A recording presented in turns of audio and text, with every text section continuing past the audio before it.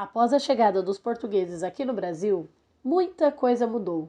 Os indígenas perderam parte de seu território e Portugal, por sua vez, se achava dono dessas terras. No vídeo de hoje, falaremos um pouquinho sobre a colonização portuguesa. Eu sou a professora Dani Freitas e esse é o canal Educando com Amor.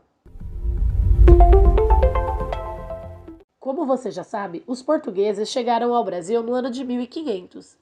Desde então, até 1808, o Brasil foi colônia de Portugal.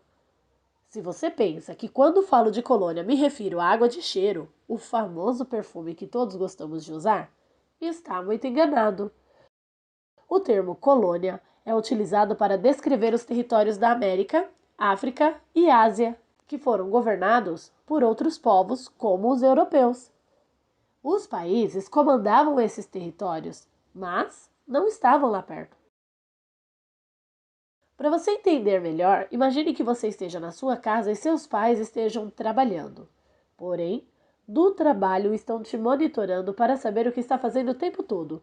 Mandam mensagens através do WhatsApp a cada 5 minutos, fazem chamada de vídeo. Era mais ou menos assim o que acontecia naquela época com as colônias.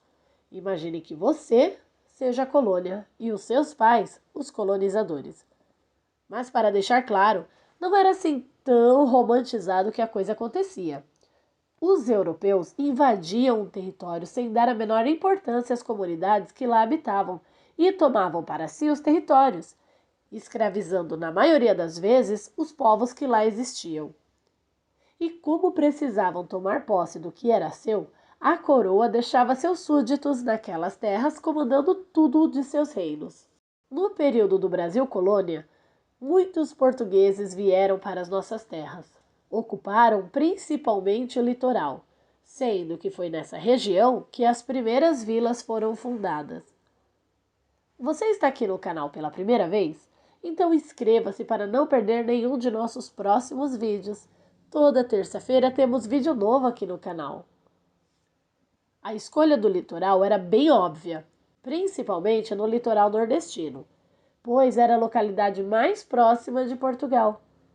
Com o passar dos tempos, os europeus começaram a desbravar o interior do Brasil. Mas esse é conteúdo para outro vídeo, onde poderemos falar sobre os bandeirantes. Porém, só faremos se você nos pedir. Portanto, caso queira saber mais sobre os bandeirantes do Brasil, comente aqui embaixo pedindo vídeo sobre eles, que em breve faremos. Muitas coisas foram deixadas aqui pelos portugueses, como costumes, religião, a maneira de governar e principalmente a língua que falamos, que é de origem portuguesa. A divisão territorial também é herança portuguesa, assim como muitas danças, festas, instrumentos musicais, brincadeiras e formas de cultivar a terra. Enquanto os territórios dominados se chamavam colônias, os países dominadores tinham alcunha de metrópole. Sendo assim, Portugal era metrópole e o Brasil a sua colônia. Você está gostando do vídeo? Deixe um joinha para me incentivar a continuar produzindo vídeos para você. Por que havia tanto interesse desses países em ter colônia? E por que tantos portugueses vinham para cá? Simples. Quanto mais colônia, mais riquezas o país adquiria. Riquezas essas que o próprio país não poderia produzir, mas as colônias possuíam aos montes, como joias preciosas, por exemplo. Aqui no Brasil, além do ouro, muito ouro, Portugal encontrou uma outra riqueza, o pau-brasil. Uma árvore frondosa que deu origem ao nome do nosso país e que naquela época possuía em grande abundância aqui. Além de ouro e pau-brasil, Portugal produzia aqui o açúcar e, com o passar do tempo, muitos outros produtos agrícolas. Como Portugal, além de tudo, era bom comerciante, o que produzia em suas colônias vendia para os demais países da Europa e da Ásia.